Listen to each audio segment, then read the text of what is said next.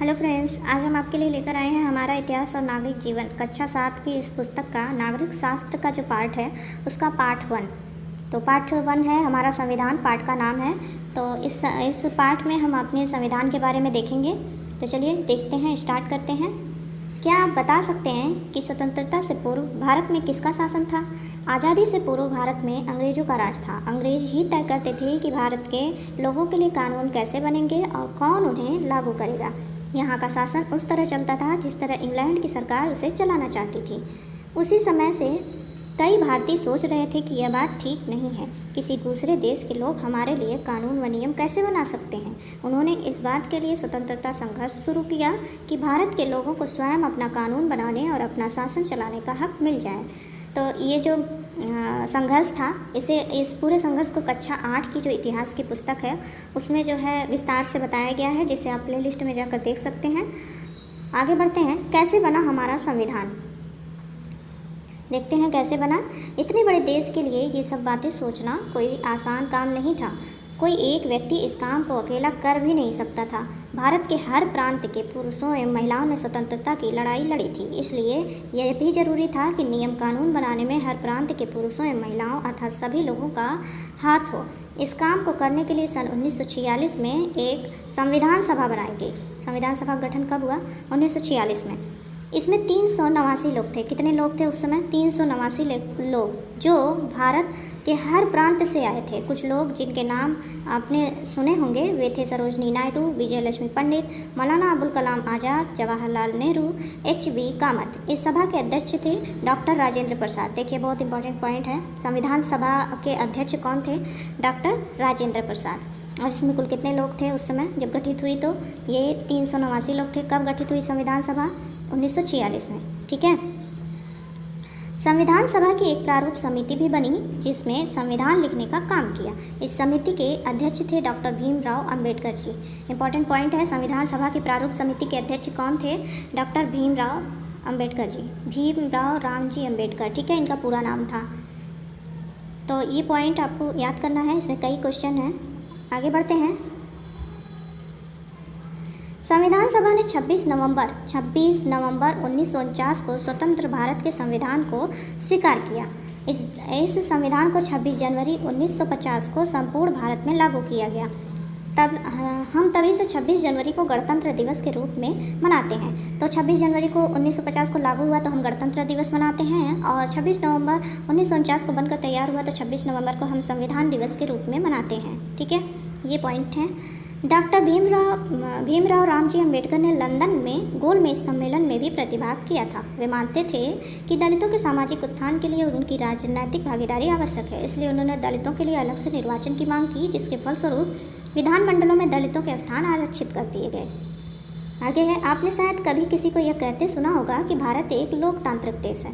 इसका मतलब यह है कि सरकार बनाने और बदलने में सभी लोगों की भागीदारी होनी चाहिए।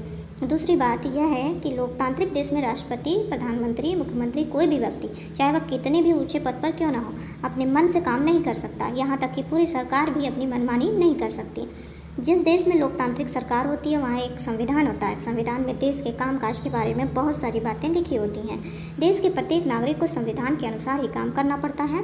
संविधान में यह भी लिखा है कि यदि कोई भी गैर संवैधानिक यानी संविधान में लिखी बातों के खिलाफ काम करता है तो इसके बारे में क्या किया जाना चाहिए। ठीक है, तो ये है संविधान के बारे में। आगे है हमारा संविधान, ये टॉपिक है, देखते हैं क्या है। भारतीय संविधान लिखित एवं विशाल संविधान है। इसमें आवश्यकता पड़ने पर संशोधन एवं परिवर्तन किया जा सकता है। मूल संविधान में कुल 22 भाग, 395 अनुच्छेद व 8 अनुसूचियाँ थीं। ये मूल संविधान की बात हो रही है, अभी तो बढ़ा दिया गया है। मूल संविधान में कुल कितने भाग थे? 22 भाग। कितने अनुच्छेद थे? 395। कितनी अनुसूचियाँ थी? 8। वर्तमान में अनुसूचियों की संख्या बढ़ाकर 12 हो गई है। ठीक है, तो वर्तमान में कुल कितनी अनुसूचियाँ हैं? 12। आइए जाने हमारे संविधान में क्या है। पहले इधर देखते हैं संविधान की प्रस्तावना क्या है, लिखा गया है इसमें। संविधान की प्रस्तावना में देखते हैं, हम भारत के लोग भारत को एक संपूर्ण प्रभुत्व संपन्न समाजवादी पंथ निरपेक्ष लोकतांत्रिक गणराज्य बनाने के लिए तथा उसके समस्त नागरिकों को सामाजिक, आर्थिक और राजनैतिक न्याय, विचार, अभिव्यक्ति, विश्वास, धर्म और उपासना की स्वतंत्रता प्रतिष्ठा और अवसर की समता प्राप्त कराने के लिए तथा उन सब में व्यक्ति की गरिमा और राष्ट्र की एकता और अखंडता सुनिश्चित करने वाली बंधुता बढ़ाने के लिए दृढ़ संकल्प होकर अपनी इस संविधान सभा में आज तारीख 26 नवंबर 1949 ईस्वी मिति मार्गशीर्ष शुक्ल सप्तमी संवत 2006 विक्रमी को एतद द्वारा इस संविधान को अंगीकृत अधिनियमित और आत्मार्पित करते हैं। तो ये थी संविधान की प्रस्तावना, जिसमें जो है भारत की राष्ट्रीय एकता अखंडता को सुनिश्चित करने के लिए जो है क्या क्या करना होगा हमें इसमें पूरा दिया गया है संविधान की प्रस्तावना में, और इसे 26 नवंबर 1949 ईस्वी को आत्मार्पित किया गया, अधिनियमित किया गया। ठीक है, आगे है, आइए जाने हमारे संविधान में है क्या। सबसे पहले हमारे संविधान में प्रस्तावना है जिसमें संविधान के उद्देश्य दिए गए हैं। ठीक है, ये है संविधान के उद्देश्य, यही है प्रस्तावना। इसमें जो है संविधान के उद्देश्य दिए गए हैं। अपने संविधान को समझने से पहले इसकी प्रस्तावना में दिए गए उद्देश्यों पर विचार करें जो निम्नवत हैं। पहला है प्रभुत्व संपन्न राज्य। देखिए यहाँ पर है ना, प्रभुत्व संपन्न समाजवादी पंथ निरपेक्ष, है ना। तो पंथ निरपेक्ष और समाजवादी इन सब के बारे में देखेंगे। पहले देखते हैं प्रभुत्व संपन्न राज्य क्या है। भारत की सरकार आंतरिक एवं बाहरी मामलों में अपनी इच्छानुसार आचरण एवं कार्य करने को पूर्ण स्वतंत्र है, इसलिए भारत को प्रभुत्व संपन्न राज्य कहा गया है। ठीक है, तो ये है प्रभुत्व संपन्न राज्य का अर्थ। आगे है समाजवाद। हमारा लक्ष्य समाजवादी राज्य की स्थापना करना है, जहाँ समाजवाद का अर्थ है सरकार लोगों की आर्थिक स्थिति में समानता लाने का प्रयास करे। तो ये है समाजवाद का अर्थ, जहाँ सरकार जो है लोगों की आर्थिक स्थिति में समानता लाने का प्रयास करेगी। आगे है पंथ निरपेक्ष। राज्य किसी विशेष धर्म को राज्य धर्म के रूप में मान्यता नहीं प्रदान करता है, वरन सभी धर्मों के साथ समान व्यवहार करता है। तो ये है पंथ निरपेक्ष का मतलब। आगे है लोकतंत्रात्मक गणराज्य।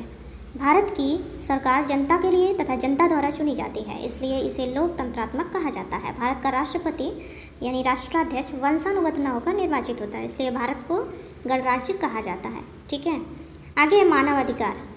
मानव अधिकार जन्म से ही प्रारंभ हो जाते हैं और जीवन भर साथ रहते हैं, चाहे व्यक्ति किसी भी सामाजिक, आर्थिक स्तर, जाति व धर्म से संबंध रखता हो। 10 दिसंबर 1948 को संयुक्त राष्ट्र संघ की महासभा में मानवाधिकारों की सार्वभौमिक घोषणा की।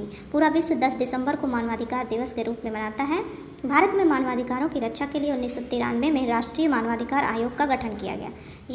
ये जो बॉक्स है काफ़ी इम्पॉर्टेंट है। देखिए, संयुक्त राष्ट्र ने मानवाधिकारों की घोषणा कब की? 10 दिसंबर 1948 को, है ना।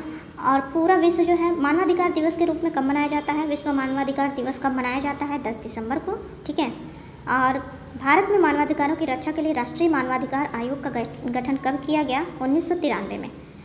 ये थे कुछ पॉइंट इसमें जिससे क्वेश्चन बनते हैं।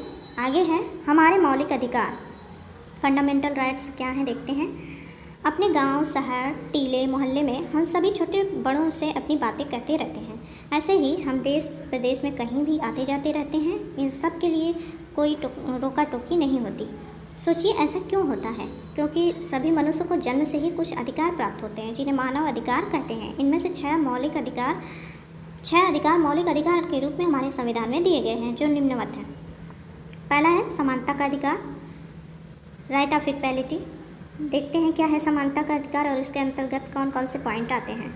संविधान के अनुसार भारतीय नागरिकों के साथ समान रूप से व्यवहार किया जाएगा। किसी भी व्यक्ति को उसके जन्म स्थान के आधार पर, स्त्री या पुरुष होने के आधार पर, किसी विशेष जाति के होने के आधार पर, किसी धर्म के होने के आधार पर सार्वजनिक जगहों जैसे दुकानों, होटलों या सिनेमा घरों में जाने से रोका नहीं जा सकेगा। इसी प्रकार सरकारी नौकरी में भी सभी को समान अवसर प्रदान किया गया है। छुआछूत, अस्पृश्यता को अपराध घोषित किया गया है। सेना अथवा विद्या संबंधी उपाधि को छोड़कर अन्य उपाधियों का अंत कर दिया गया है। ठीक है, आगे है, तो ये था समानता का अधिकार। छुआछूत इत्यादि को जो है अपराध घोषित किया गया है और सेना अथवा विद्या संबंधी उपाधि को छोड़कर बाकी जो उपाधियाँ थी वो सब खत्म कर दी गई हैं, है ना। आगे देखते हैं स्वतंत्रता का अधिकार, राइट ऑफ फ्रीडम क्या है, इसके अंतर्गत क्या क्या पॉइंट हैं देखते हैं। पहला पॉइंट है भारत के सभी नागरिकों को विचार एवं अभिव्यक्ति की स्वतंत्रता है। दूसरा है भारत के सभी नागरिकों को शांतिपूर्वक सम्मेलन करने की स्वतंत्रता है। तीसरा पॉइंट है देश के नागरिकों को समिति या यूनियन बनाकर अपने अधिकारों के लिए लड़ने की आज़ादी है। और चौथा पॉइंट है भारत के हर नागरिक को अपनी इच्छा अनुसार कहीं भी आने जाने की स्वतंत्रता प्राप्त है। और फिर अगला है भारत के नागरिक को भारत में कहीं भी रहने में बसने की स्वतंत्रता है। और अंतिम पॉइंट है, भारत का कोई भी नागरिक को अपनी इच्छा के अनुसार रोजगार कर सकता है। ठीक है, तो रोजगार जो है जातिगत नहीं होंगे, बल्कि अपनी इच्छा के अनुसार व्यक्ति कोई भी रोजगार चुन सकता है। दोष सिद्धि से संरक्षण जीवन जीने की एक निजी स्वतंत्रता। किसी भी व्यक्ति को बिना अपराध साबित हुए दंड नहीं दिया जा सकता और एक ही अपराध के लिए एक बार से अधिक दंड नहीं दिया जा सकता। उसे अपने विरुद्ध गवाही देने के लिए बाध्य नहीं किया जा सकता। भारत में रह रहे सभी लोगों को जीवन का अधिकार है, कोई भी उन्हें इस अधिकार से वंचित नहीं कर सकता। सभी को शिक्षित एवं सम्मानित जीवन जीने का अधिकार है। लोगों के जीवन की रक्षा करना सरकार का कर्तव्य है।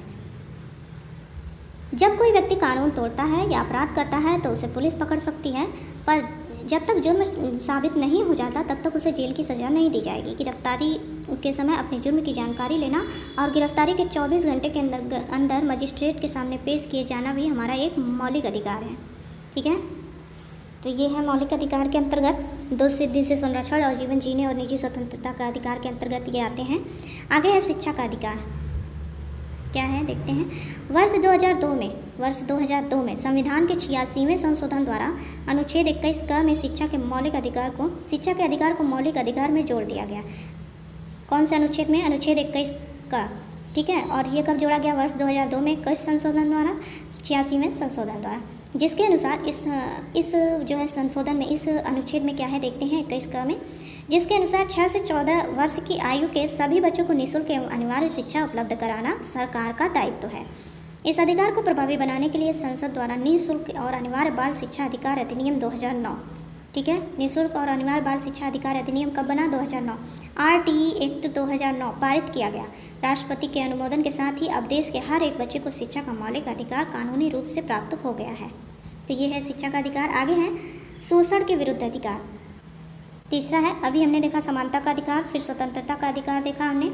अब तीसरा पॉइंट है शोषण के विरुद्ध अधिकार। इस अधिकार का मतलब है कि किसी व्यक्ति से जोर जबरदस्ती से काम नहीं लिया जा सकता। किसी भी व्यक्ति को बिना मजदूरी, नियत से कम मजदूरी या खराब परिस्थितियों में ज़बरदस्ती काम करने को मजबूर नहीं किया जा सकता। साथ ही 14 वर्ष से कम आयु के बच्चों से मजदूरी नहीं कराई जा सकती। ठीक है, ये है शोषण के विरुद्ध अधिकार जिसे हमारे संविधान में दिया गया है। आगे है कुछ बाल अधिकार। यहाँ पहले इसे देखते हैं, इसमें कुछ पॉइंट दिए गए हैं, इन्हें भी जानें। राष्ट्रीय बाल अधिकार संरक्षण आयोग की स्थापना मार्च 2007 में की गई। राष्ट्रीय बाल संरक्षण आयोग की स्थापना कब हुई? मार्च 2007 में। यह आयोग बाल अधिकारों की रक्षा के लिए कार्य करता है। और अगला पॉइंट, हमारे राज्य में भी राज्य बाल अधिकार संरक्षण आयोग का गठन किया गया है। इसका कार्यालय लखनऊ में है। ठीक है, उत्तर प्रदेश में भी राज्य बाल अधिकार संरक्षण आयोग का गठन किया गया है और इसका कार्यालय कहाँ है? लखनऊ में। यहाँ ये मेन पॉइंट है, राष्ट्रीय बाल अधिकार संरक्षण आयोग की स्थापना कब हुई? मार्च 2007 में।